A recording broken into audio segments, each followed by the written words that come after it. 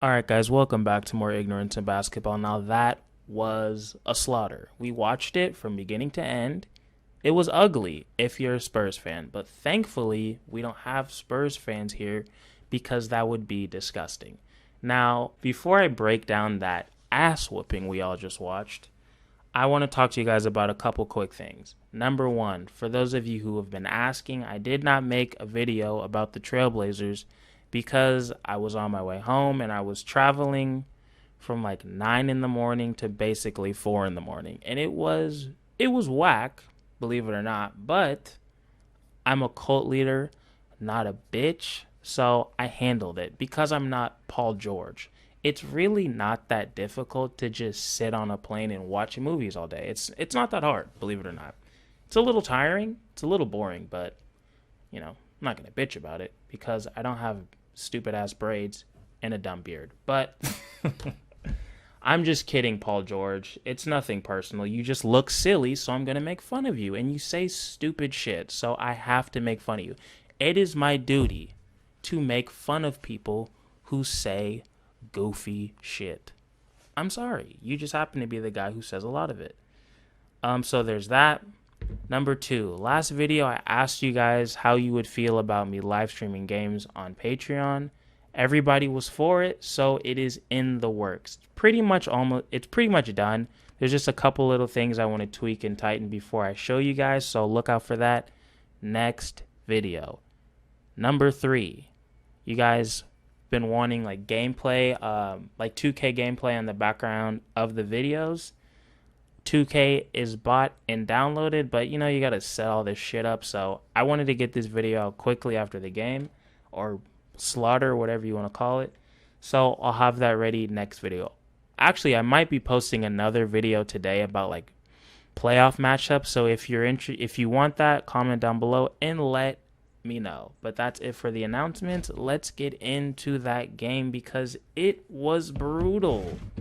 Like, damn, you guys did not have to be that mean. I know the Spurs fucking snuck a win off of you, but you did not have to beat their ass the way you did. You publicly humiliated them the day Timmy D is getting his fucking Hall of Fame award or whatever.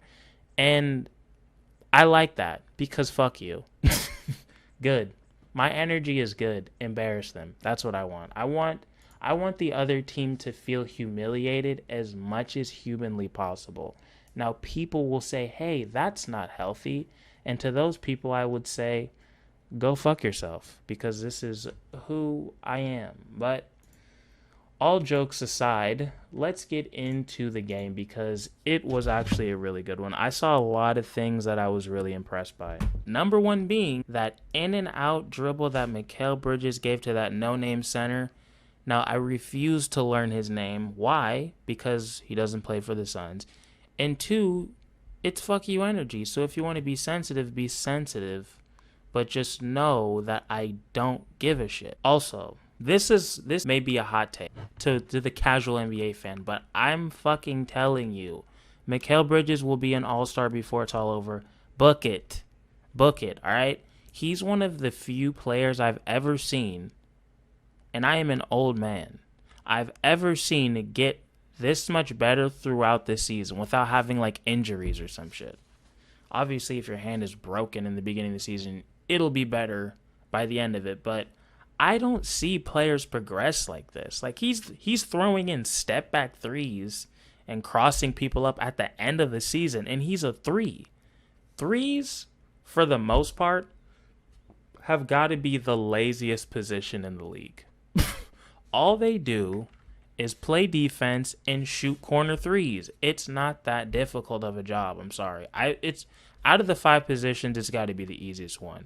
I feel like they put in the least amount of work. I see so many threes, and I'm like, why don't you know how to dribble a basketball? All you can do is shoot threes and play half-ass defense, but you don't know how to dribble yet? It's insane. But Mikal, his handles are up. Like I said, the three-point shooting is amazing. He's shooting more contested threes, step-back threes. It's like he's transforming his game. So I can tell he has that work ethic, and he's not just a lazy bitch like most players are. And I'm telling you, He's gonna be he will be a household name before it's all over. I think he'll have a better career than Chris Middleton. I think I talked about this like way early in the season that was my like comparison for I don't know about his ceiling, but like kind of where I saw his career headed. After watching him for a whole season or almost a whole season, I guess, I think he'll be better. I really do. I really do. Cause I don't want to shit on Chris Middleton. I don't really know that much about him besides that he's bug-eyed as fuck. But I'm sorry, Chris. You didn't deserve that. You didn't deserve that. But also, fuck you. Because you don't play for the Suns, so you're not my problem. And just know that when the playoffs start, the fuck you energy is insane. I'm at a fucking 4 right now. We're going to be at a 10 when the playoffs start. So just get ready for that. If you don't like my antics and my energy, don't even think about joining the fucking Patreon because over there it's just going to be jokes. Obviously, I'm still going to analyze the game. I mean, come on. But it's going to be fucking hyped over there. Just so you know. So only come through if you're prepared for that. But let's keep going because I took notes because I'm a professional. Also, speaking of Mikal Bridges, he hit his first 7 shots this game. Now, I don't want to take too much into that because the Spurs team was playing like no defense. Everybody shot well from the field today. But still. Hey, a 3 is a 3. You know what I mean? So, I was really impressed with Mikal, as I've been really the whole season. You guys know I will call a motherfucker out if I smell weakness, if I smell bitch energy. Sarich, I'm talking to you. Damian Jones, I would be talking to you, but you're not on the roster because you're garbage. But Mikal, I almost never complain about him, even if he's 0 for 10 from 3 and fucking played bad defense. I just know that's not who he is. It's a moment, and I'm not worried because I've seen him bust his ass all season. So shout out to you, Mikal Bridges. You are a winner in my eyes. But also, I got to call out Cameron Payne. Or not call out, but mention it. Because this guy, I'm fucking calling it right now before the playoffs, before I even know the matchup. I'm calling it. Cameron Payne will win them one playoff game in the regular season. Calling it. He will have one quarter where he just drops like 15 or 12 or some shit. He hits like 3 threes in a row. I'm calling it. He will have that game. I am so fucking impressed with Cameron Payne. As you guys know, I'm a one-team guy, so I can't even really call myself like an NBA fan. I'm a basketball fan, but NBA stories like his, like when you're in and out of the league and, you know, he had his one chance, he didn't fuck it up with Monty, I love that type of shit. It's just American, you know what I mean? It's just like that American dream story. You get a second chance and you make the most of it. Who doesn't love that? Terrorists, that too. So I'm calling it right now. He will have at least one huge game in the playoffs where everybody's chanting his name, unless it's on the road. Then they're just going to be silent and be looking stupid. But I'm telling you guys, I can feel it in my gut. Also, I think Mikal obviously is going to be huge in the playoffs, but I think that goes without saying. So yeah, I think they handled this revenge game really well. Obviously, they're not getting the first seed. They're kind of stuck in the second. We'll see what happens with the Lakers. I know they won their game today, so I think the Blazers have to lose one, and then they'll be in the play-in, not the Lakers, which is definitely what I think they should want. Although, Death Valley, let me know, because you guys know I'm a one-team guy, and I don't really like to watch other teams. I'll peek in just to see if they're a threat or not. But I gotta be honest, like I was watching a little bit of that Lakers-Pacers game, wasn't impressed. Was not impressed at all. I'm like, you guys are fully healthy. You have something to play for because you don't want to be in the play-in, theoretically, right? Maybe they would rather play the Suns than the Jazz. I don't know.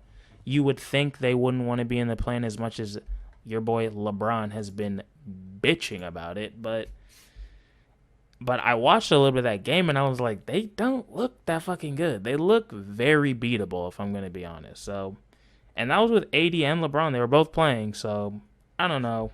Let me know what you guys think. I still think you should probably avoid them in the first round because, like I said, I don't think they're a good matchup. I'll talk about what I think they need to do to beat them later today or maybe tomorrow. But yeah, I don't know. But let me know what you guys think about that, about the Lakers, where they're at, if they're like playoff ready, if you think they're gonna repeat. Don't come at me with that shit if you think they're gonna win the championship. But just give me just give me your honest opinion in the comments. Another hot take, since we did get a lot of Sticks minutes today because they actually put this fucking Spurs team away, thank God. I was watching him a bit, and I gotta be honest, I think right now he's already better than Saric as a 5, because I think Monty's making a mistake by playing Saric at the 5, to be honest. I think he's a 4. Just defensively, he's just fucking god-awful. Let's just call it what it is. He has spurts where he can be good, like that first game against the Sixers when he was like locking down Embiid for like 3 quarters, which was super weird to watch. I mean, it was amazing, but I was just so confused. I was like, how is this possible? But somehow he was doing it. But if you just combine like defensive and offensive potential, I feel like Sticks is already better than Sarge by a lot. Because as I've said multiple times, Sarge has the vertical of a 95-year-old woman with 2 knee surgeries and back problems.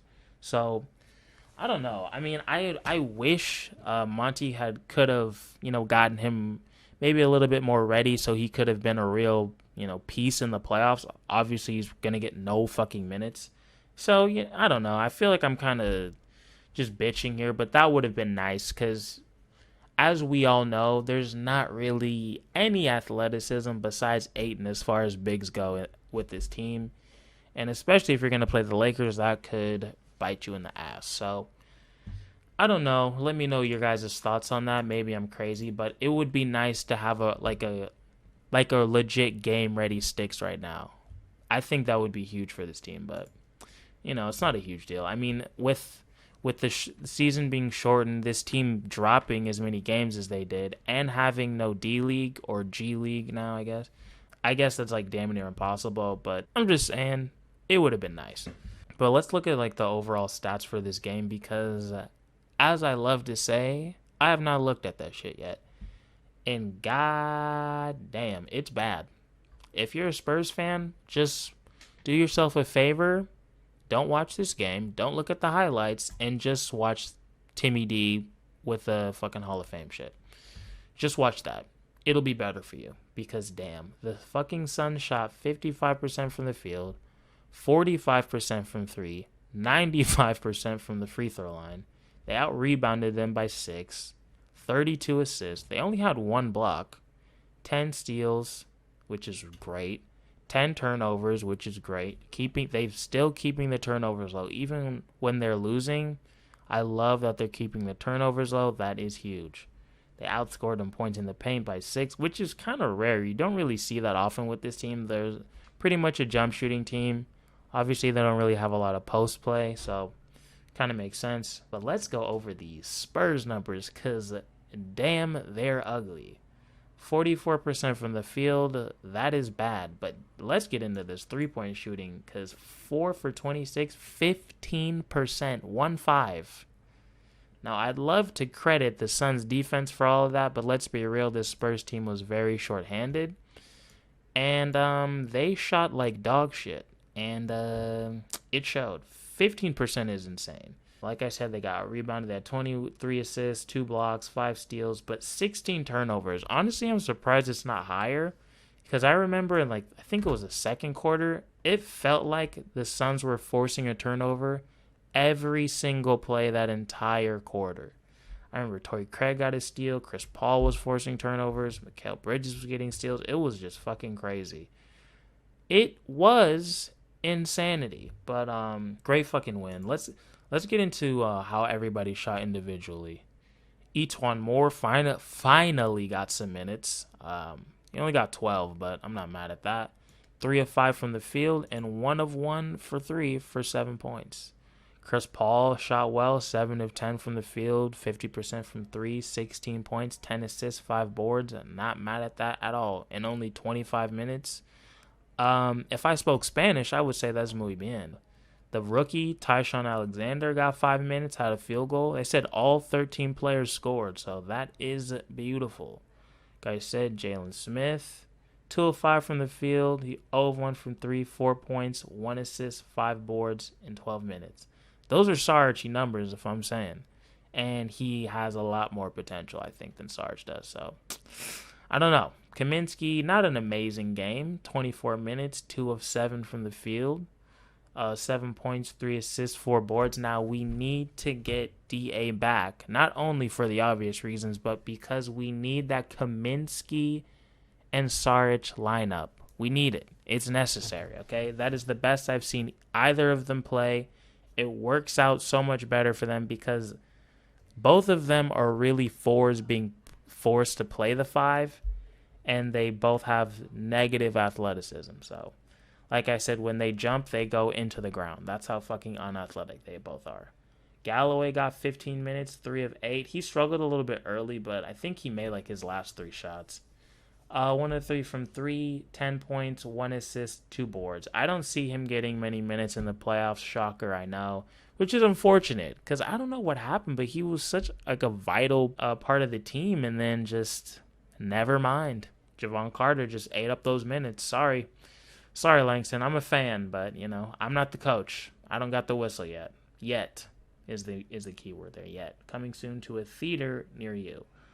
Craig shot really well. 5 of 6 from the field. Not mad at that. 18 minutes, 11 points, 9 boards. That's muy bien.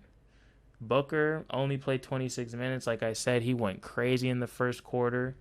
10 of 18, 3 of 8 from 3. He was just like walking into those pull-up threes all day, all game. He was just going for it, and I like that because he's been struggling with his 3-point shot a little bit.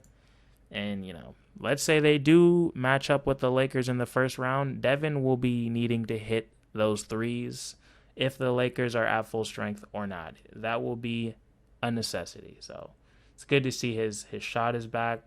Cameron Payne, I'm telling you, he's in my top 5 all time. I don't give a fuck what anybody says. 17 minutes, 5 of 9 from the field. Last time I checked, that's over 50%. That's over 50%. What more can you ask for from a backup guard? 2 of 4 from 3. That is 50%. He's shooting over 50% from 3 these last couple games. They said the numbers, they're insane, and this guy is fucking hoping. 12 points, 6 assists, 2 boards. Nader is still injured. Damn, I feel like he's missed half the fucking season. Let's look at Saric's numbers. Saric, you're on thin ice, buddy. With me, you are on thin ice. If I was the GM, I know the trade season is over, but I don't give a fuck. You'd be in trade talks. I'm not gonna lie to you. 18 minutes. Obviously, you got the start since DA's out, which I still think is weird. I don't know why you wouldn't start Kaminsky, but whatever. 3 of 8 from the field. Didn't make a 3. Only shot 1. 13 points, 6 boards, 1 assist. Now, those aren't bad numbers, but the eye test, defensively, dude was pretty fucking bad again. Javon Carter, 22 minutes, 3 of 6 from the field, 2 of 5 from 3. Not bad. 9 points, 3 boards. Not bad. That's kind of what I expect from Carter. Javon Carter is kind of like a mini Mikal Bridges for me. And as soon as I said that, that's not even close to accurate. Never mind. They're nowhere near similar. Well, I think they're both good defenders, but that's really about it. Mikal Bridges, the man of the hour. Like I said, made his first 7 shots, finished 7 of 9, only 26 minutes, 2 of 3 from 3, 18 points, 4 boards. It's dude, I'm telling you, he never makes me mad. That's almost impossible. You guys know I'm an emotional fan. And then last, but certainly not least, we got Jay Crowder. 18 minutes. He only took 2 shots, which is pretty crazy for him. He made one of them. 3 points, 2 boards, 1 assist. So those are the numbers. Let me know your guys' thoughts. What did you think of this game? Or how excited are we for the playoffs? I'm fucking hyped. We got one more game. Just everybody stay healthy. I damn near just want them to forfeit the game and just rest everybody just so we don't have any last game injuries, but it's kind of ridiculous. So I'm excited for this last game. Hopefully we can get a win or a really bad loss. I'll take either one. I would prefer really bad loss, to be honest, just because I think that'll give them an extra, an extra edge going into the playoffs. I like how this team responds to losses usually, so I don't know. That's just kind of my unorthodox thinking, I guess you could say. But let me know what you guys thought of the game, and that's it. I'll see you guys soon. Peace.